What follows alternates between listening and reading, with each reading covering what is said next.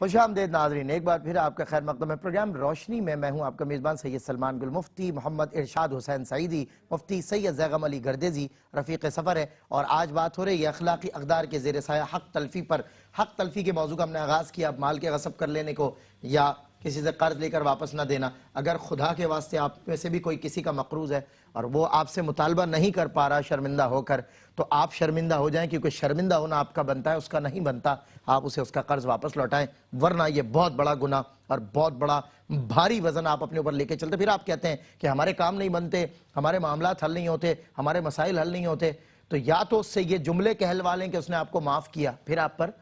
حق نہیں لے، یا پھر اس کے قرض کی ادائی کرے، ورنہ بڑی سخت پکڑ ہوگی، میں بتا رہا ہوں آپ کو۔ بہرحال مفتی محمد ارشاد حسین سعیدی صاحب قبلہ، ایک بات اور بڑا معاملہ دیکھنے میں آیا کہ یتیم کے مال پر قابض ہو جانا، سگے چچا قابض ہو جاتے ہیں، سگے چچا۔ وہ کہتے ہیں باپ کے مر جانے کے بعد یہ باپ ہوتا ہے، شران چاچا ہے، باپ کی جگہ ہے، لیکن وہ تو باپ کیا، وہ تو سانپ بن کے سامنے آتا ہے حضرت، اور وہ ان کا مال غصب کر لیتا ہے۔ چہ جائے کہ ہمیں آپ روایتیں سناتے ہیں علماء کے دیوار کا کھڑا کر دینا، یتیموں کے مال کا بچا لینا، اور آج آپ دیکھیں کیا مطلب یتیم کے مال کی حق تلفی تو معمول بن گیا حضرت، روٹین بن گئی، اس کا تو وارث ہے ہی نہیں۔ اللہ اکبر۔ یقیناً یہ ایک معاشرتی المیہ ہے اور اس میں ہمیں اپنے اصلاح کی ضرورت ہے۔ حق تلفی کسی بھی اعتبار سے ہو تو دین اس کو کنڈیم کرتا ہے، اس کو روکتا ہے، اور یقیناً یہ حرام ہے کسی کے لیے کہ وہ کسی کا مال کھائے۔ صحیح۔ پھر یتیم، بتائیے کسی سے بڑھ یتیم کر تو وہ ہے کہ جس کے لیے اللہ رب العزت نے قرآن مجید کے اندر کئی مقامات کے اوپر حکم بھی دیا، ترغیب بھی دی کہ یتیم کے ساتھ شفقت کریں، یتیم پر خرچ کریں، یتیم کے حق کی حفاظت کریں، یتیم کی کفالت میں مدد کریں۔ چہ جائے کہ کوئی ان کا مال کھائے اور ان کی کم عمری سے فائدہ اٹھائے یا ان کی لا علمی سے فائدہ اٹھائے، تو ان کے مال کا امین ہونے کی بجائے، محافظ ہونے کی بجائے وہ غاصب ہو جائے، تو یقیناً اس کی پکڑ بہت شدید ہے۔ اور اولین جب بنیاد آپ فرما رہے قرآن کی تو والیتاما، یہ اولین ترجیح ہے، فرسٹ پرائرٹی، پھر یتاما والمساکین اس طرح۔ تو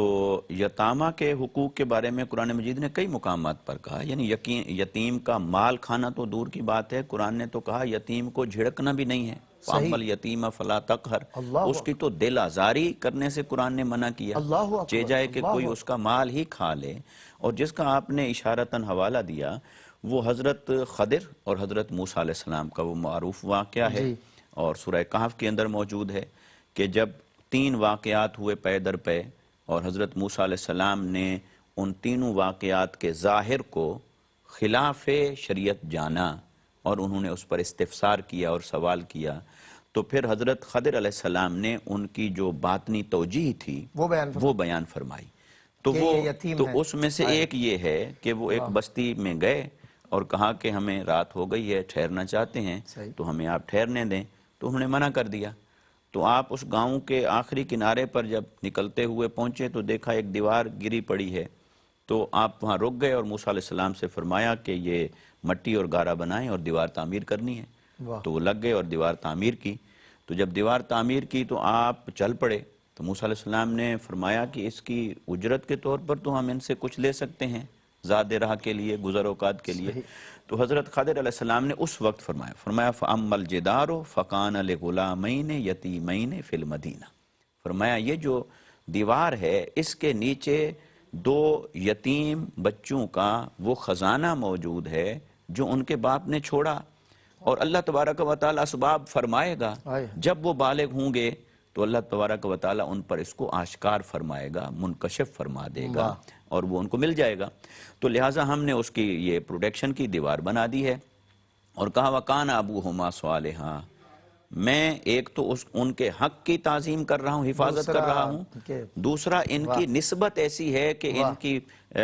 آباء و اجداد میں ایک صالح شخص گزرا ہے، تو ان کی نسبت کے احترام میں نے یہ کام کر دیا اور فی سبیل اللہ کر دیا. کیا بات. تو یہ قرآن مجید کا یہ جو واقعہ ہے، یعنی حضرت موسیٰ علیہ السلام جیسی ہستی، حضرت خضر علیہ السلام جیسی ہستی، وہ یتیم کے مال کی حفاظت کے لیے مزدوری کر رہے ہیں. بتائیے تو کہاں یہ نمونہ کہ یتیم کے مال کی حفاظت اور کے ہم کھانے کے لیے مزدوری کر رہے ہیں. مزدوری کر رہے ہیں، اور ہم کہاں یہ رویہ ہمارے معاشرے کا کہ یتیم کے مال کے اوپر نگاہیں جما کے بیٹھے ہیں اور کہیں سے ہاتھ لگے اور اس کو ہڑپ کر لیں اور کھا لیں، ناجائز استعمال کریں. تو یقیناً یتیموں کے حق کی حفاظت بھی ضروری ہے، یتیم کی حق تلفی بھی منع ہے. پھر اسی طرح بھائی ہیں، بہنیں ہیں، ماں باپ ہیں، ہمسائے ہیں، استاذ اور شاگرد، جہاں جہاں انسانوں کے مابین حقوق کا نظام ہوگا، ہر جگہ حق تلفی کے معاملے پر غور کرنا ہوگا کہ کہیں ہم کسی انداز میں کسی حق تلفی میں تو مبتلا نہیں. اگر ایسا نہیں تو اللہ کا شکر ادا کریں،